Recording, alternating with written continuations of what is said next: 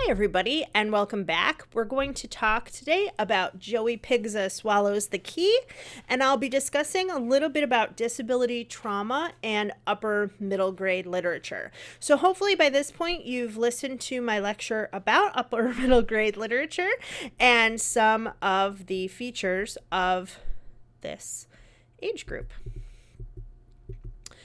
So Joey Pigza Swallow the Key is a children's book, an upper middle grade children's book by Jack Gantos. It was published originally in 1998. It's the first of a series of books featuring Joey Pigza, and the book was a National Book Award finalist. It describes the life of Joey, who is frequently in trouble at school and at home due to his erratic behavior. He has ADHD, he has experienced some trauma, and it's possible that he has depression and maybe fetal alcohol syndrome. There are some indications that this might be the case, but the text here is not completely clear. Joey's on medication, which he takes regularly. It's not exactly effective, and he says that he's wired wrong or that there's something wrong with him. A fear that kind of escalates as we go through the novel. It's the first in a 5-book series. At least right now there are 5 books that were written from 1998 until I think the last one was done in 2018 or 2019. I can't quite recall. The last one he did was an Audible original, and then it was put into print. But right now there are 5 books. He may have plans for more. He's also the author of the Rotten Ralph series, which is a series of picture books that spanned about from 1976 to 2014. So before I get into talking about Joey and some of the aspects of cognitive and social and emotional development, first I want to give a little bit of history about disabilities in children's literature. This is a quotation. Perhaps no group has been as overlooked, as inaccurately represented in children's books as individuals with disabilities. More often, they were not included in stories, and when they were, many negative stereotypes prevailed, such as characters who were pitiful or pathetic, evil or superheroes, or a burden and incapable of fully participating in the events of everyday life. Often, the difference or disability was the main personality trait emphasized to the reader, not a balance of strengths and weaknesses. That's from author Linda Salem, and I have this picture here of Tiny Tim from The Christmas Carol, just to sort of show what she's talking about. Now, I will say this. In some instances, the reason that, I will say this last part here, being incapable of fully participating in the events of everyday life. For a long time, literature kind of reflected society's general attitudes. Well, literature always reflects society's general attitudes. So it would have been difficult for someone like Tiny Tim, who has tuberculosis and a physical problem with his legs.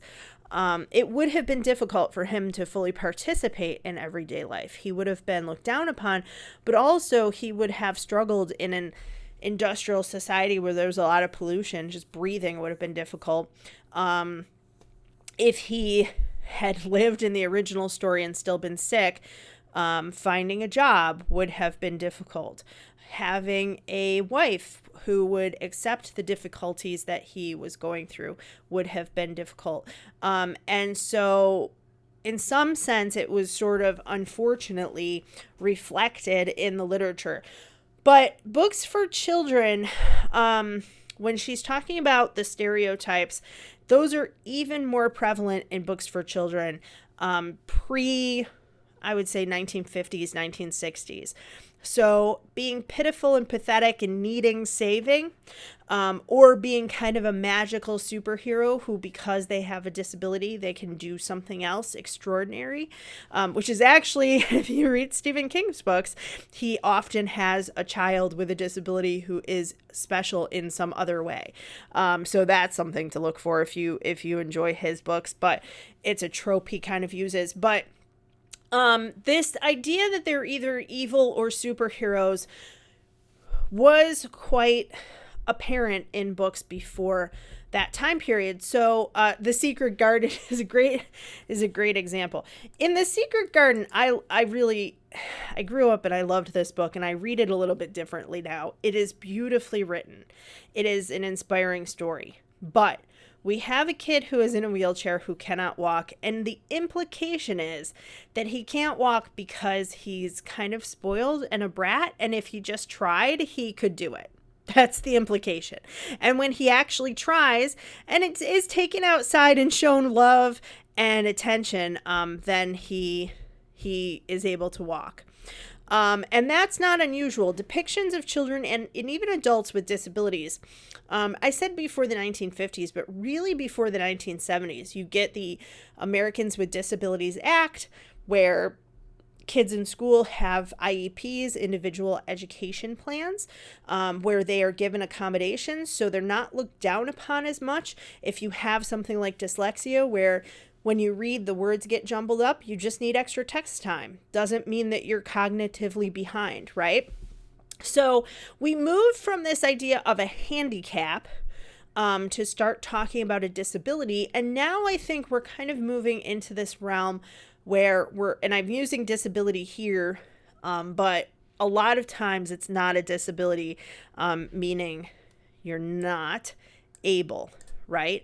Instead, I think the language that I like, and that society is kind of moving toward, is having a difference. So differently abled is a term that you will often see. In terms of something like ADHD, or like a child or an adult who's on the autism spectrum, neurologically different, or having neurodiversity, that's another term that we often use. So our understanding of what a disability is encompasses more than just a physical impairment that holds somebody back. And literature is starting to reflect this, but I do think that it's still lacking in terms of representation. What's interesting, and I didn't really do this on purpose, but I picked 3 books for the upper middle grade unit that all feature a child who has a disability or a difference in some way. And one of the books for the young adult unit as well also features someone who has a physical difference. So I tend to see a lot more representation in picture books, though. Parents and teachers are trying to build acceptance and empathy. They're talking about differences between children in a classroom. So you can see here a rainbow of friends. So focusing on diversity. Right? We have somebody with glasses. We have somebody who is in a wheelchair. We have all of these kids. Maybe something else is going on with them. Maybe they're a little bit different in some way. But in young adult and middle grade literature, it tends not to be quite as prominent. And so there is certainly not equal representation in that sense. But I will say that I think while characters are not always depicted accurately, we are moving toward that. So the Own Voices movement, I'm going to highlight this. Hashtag Own Voices. It's a movement that, like the Me Too movement, began online. It's a drive in literature to encourage people from diverse viewpoints to write books that reflect their experiences. So if you have someone who has a neurologically different brain, and maybe they have ADHD, a book written by them, the idea is that a book written by them about someone with ADHD would be more accurate. And it would reflect some of the things that they struggled with and some of the triumphs that they had as well.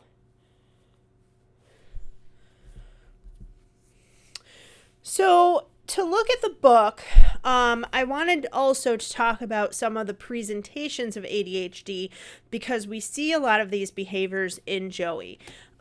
Being inattentive or easily distracted, being disorganized, having difficult listening, impulsive or rash decisions, which if you listen to my lecture about preteens ages 11 to 13, they do that also. So having a difficulty like ADHD can also add to that. Rushing through tasks, having a difficulty sitting still, being hyperactive or impulsive again. So my difficulty here, I wish that I had been able to find a picture for you guys. I think that this picture, as well as our book, do not fully represent ADHD, in that for people who have this, I don't have ADHD. I do have adult ADD, which I was not diagnosed until I was an adult. There are a lot of positive things about having ADD and ADHD that are often not featured. So a lot of times people with ADD or ADHD are more creative. They can focus singularly on one task if they really like it. So they get what's called hyper focus, sort of the opposite of this inattentiveness. And people can be inattentive at times, but the ability to hyper focus is something that a lot of them have, including myself. So for me, that's been something that's been helpful when I'm creating lesson plans or grading or reading a book. I can sit and read a book all in one sitting. If you ask me to work on some science homework with you, my ability to be easily distracted might kind of kick in at that point. But that's just something to kind of consider. Again, as we look at disability through a different lens and we think about more neurological differences, think about what some of the characters' strengths are, because I don't think that those are always highlighted, at least not in this book. I think later on in the series they are, but in this book not as much. Childhood trauma is something that Joey also struggles with. Now, I know there's a lot here, but what I want to just focus on is this. People who have been through trauma, more likely to be depressed, more likely to be anxious. Causes can include abuse, witnessing or being a victim of violence, being neglected, being bullied in school, being separated from loved ones, having some type of grief, going through a war. So some of the things that Joey faces, the neglect, the possible mental illness that at least that's in his family. He talks about how he's been separated from loved ones. He has some problems in school. There are definite things that he has been through, and those, to me, I think that the trauma affects him more than the ADHD. Now, a lot of the stuff is blamed on the ADHD, but when you look further at the book and kind of dig in a little bit, that may not be the case. At least that's kind of how I read it. So this really affects emotions, affects cognition, and then also interferes with social relationships. And that's something that we're going to see in the book. So lowered emotional control, watch for that. Learning ability. Where does he learn and where does he struggle with learning? Where does he have problems controlling his behavior? Forming relationships is going to be difficult for him. I really want you guys to look closely at this novel and look for signs of how this trauma has affected him. Not just his neurological difference of having ADHD, but particularly the experiences he's been through and is still going through. So Joey Pigza and cognitive development. I have, by the way, before I get into this, there are a lot of different covers for this book, and I just want you to kind of watch as I put them all in. We'll talk about that at a later moment. So for readers, this book is longer than books in lower middle grade.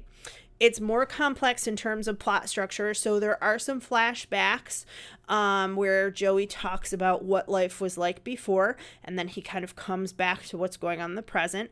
The plot spans the entire length of the book, so it's not going to be like those episodic plots we looked at before where there's, each chapter has a beginning, middle, end. Backstory of the characters, we see their histories. Because of neurological differences, some of the ideas might skip around a little bit. Some of his ideas might change frequently, as would be typical with a student or a child who has ADD or ADHD. See, there's a totally different cover, right?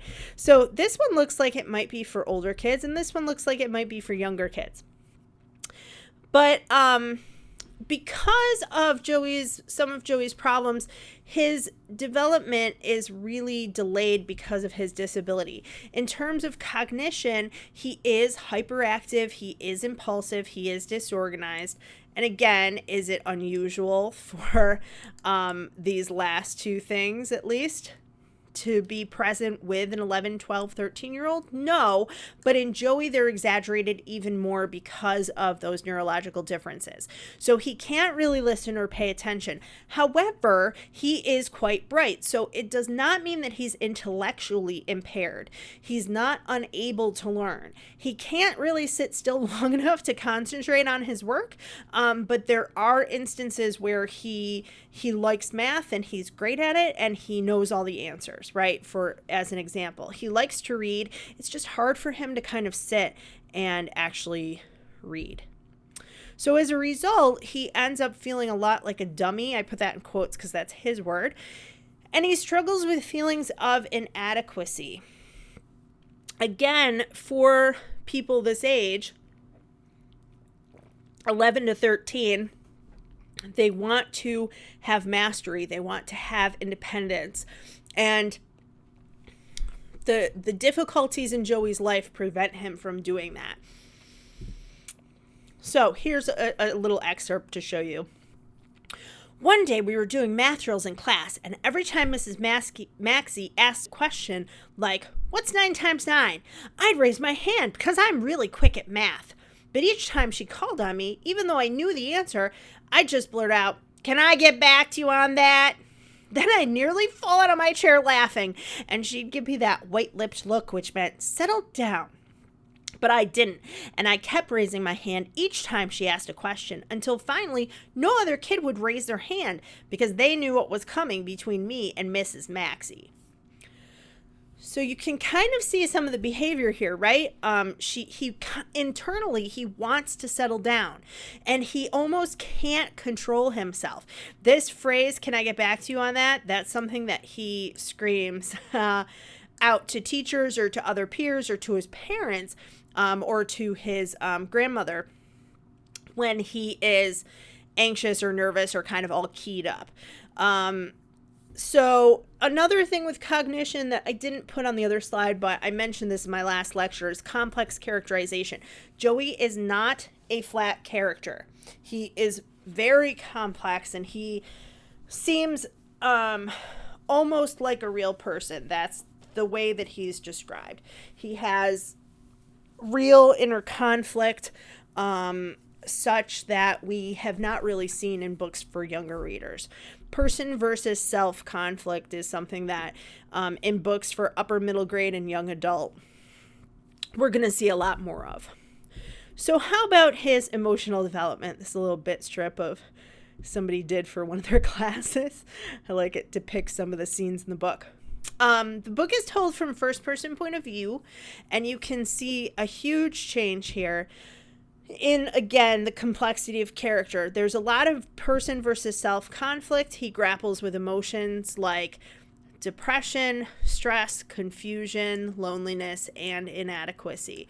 Much like a lot of preteens, if they can move away from that and find happiness and peace and understanding and friendship and self-esteem, those are kind of the goals, right? So having a book like this can help a teen, a preteen or a young teen to know that they're not alone. They're not the only one going through these things, that other people feel that way too. It can also help them to empathize. If they have someone in their class who is kind of acting like this, they might understand that person's point of view a little bit more. Other times, Joey is, and sometimes simultaneously, joyful and hilarious and ecstatic and filled with anticipation. He's very trusting sometimes. Other times, he's not trusting at all and very suspicious because of things that his family has put him through. But he is quite loving and wants to be a good kid. So his emotions are as jumbled as his thoughts, in part because of the disability and the trauma, and in other times it's just because that's developmentally what would be appropriate. And a 12-year-old or a 13-year-old doesn't have straightforward emotions. Again, another cover, a little bit different this time for the same book. For many readers, they feel as Joey feels, particularly if they've gone through that. So pay attention to places where Joey has well-meaning intentions. Pay attention to places where he is misunderstood.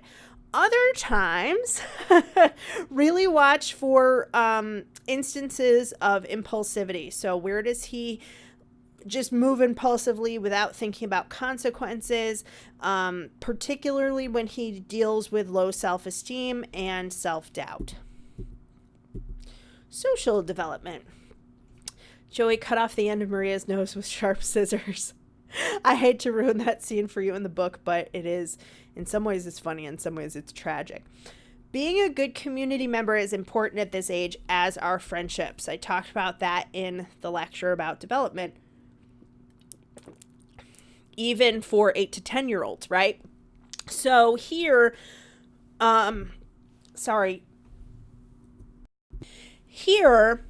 what's interesting to me about this book is that it's missing this major component of peer relationships.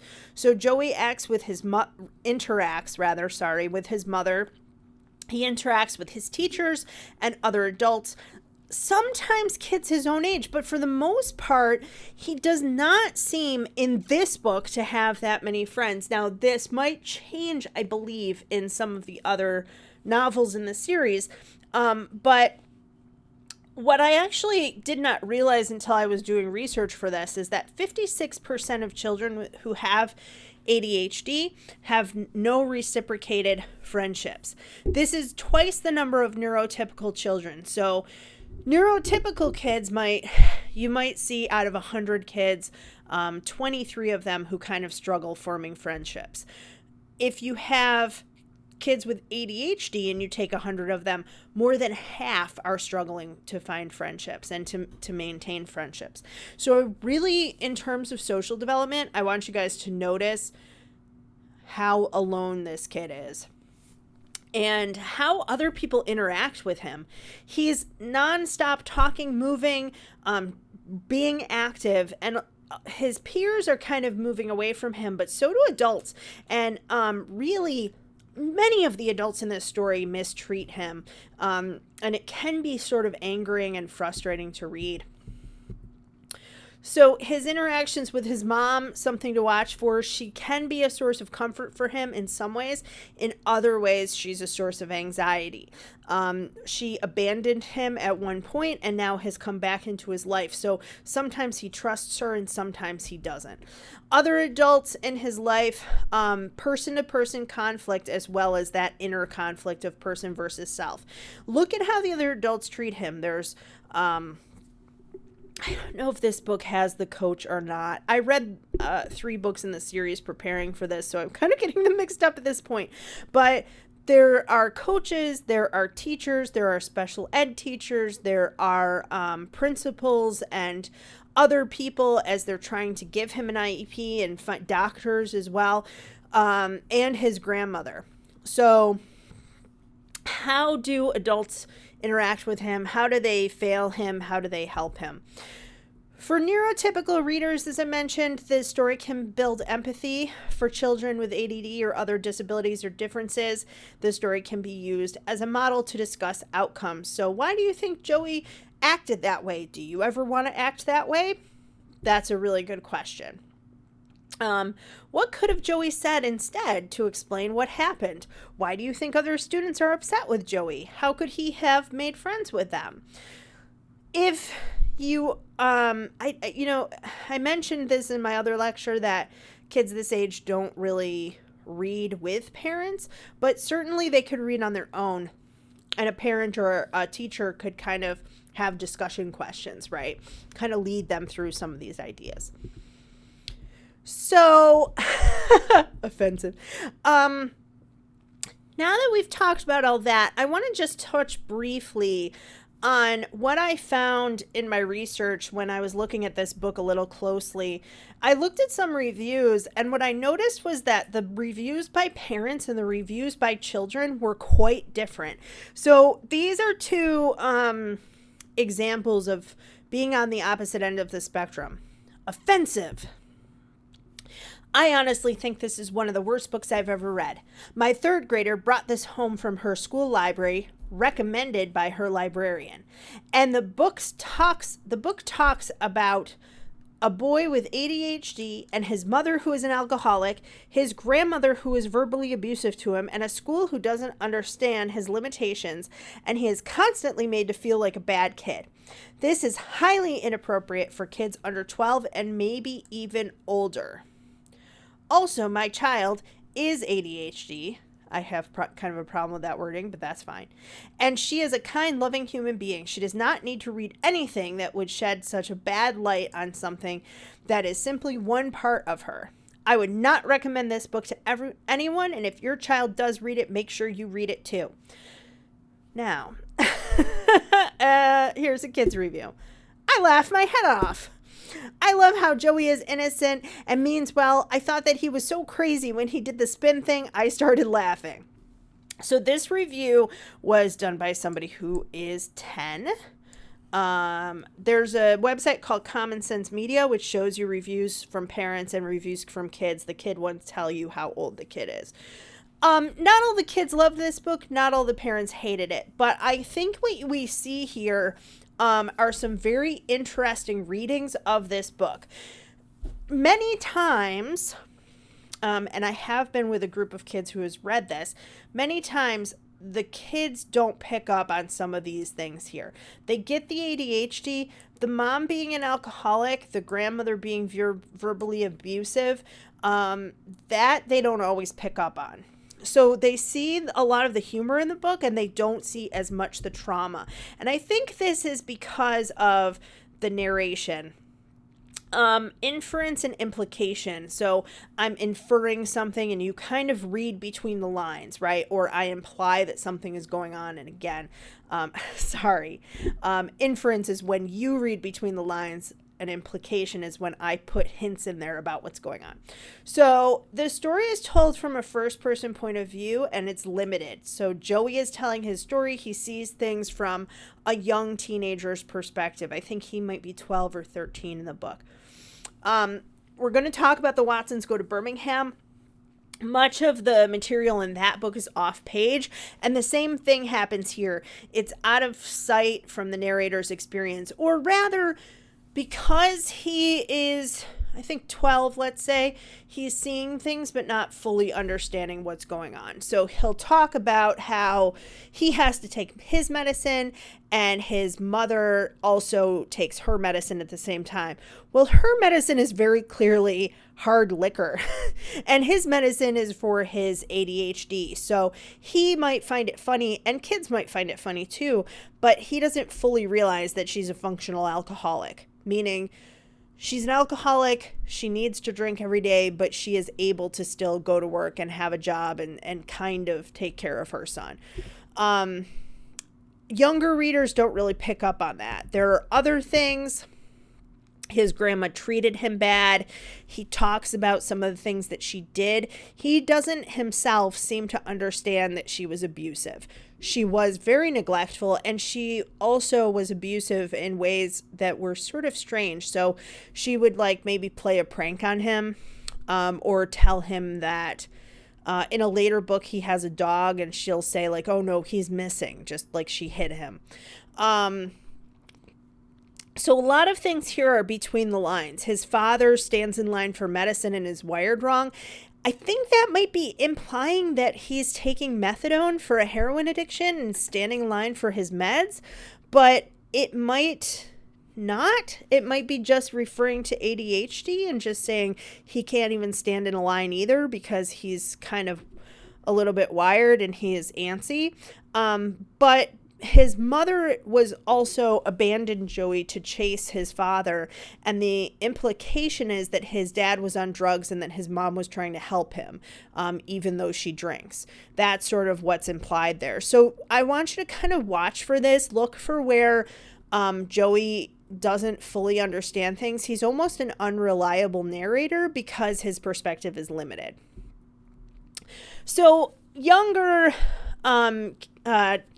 preteens and upper middle grade readers see the humor in the book. They see the heart of the book. They feel sometimes, along with Joey, anger and frustration or depression, and they can maybe relate to him with that, but they might not fully grasp the dysfunction of his situation or understand that he's also dealing with trauma. Adult readers do. So what I find is that a lot of times kids love this book and they think it's kind of humorous or funny. And then adults or even older teens who might pick it up, they struggle with it a little bit more and they find it more of a tragic story. And that to me is kind of interesting. So it's something that I'd like for us to discuss and see what you guys think. So here is another excerpt. Sorry. He's playing with his key, which is on a little string. I grabbed one end and yanked on it and sort of got myself spinning. I kept doing it until I got better and better. And before long, I was bouncing off the lockers because I was dizzy too. So sorry, the picture is him with the key, but this is about him just spinning in circles. I got really fast and I began to snort and grunt like the Tasmanian devil until Mrs. Maxey came out and clamped her hands down on my shoulders.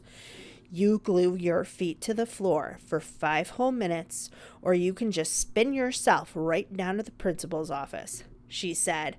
Now, what is your choice going to be? Can I get back to you on that? I asked. Her face turned all red.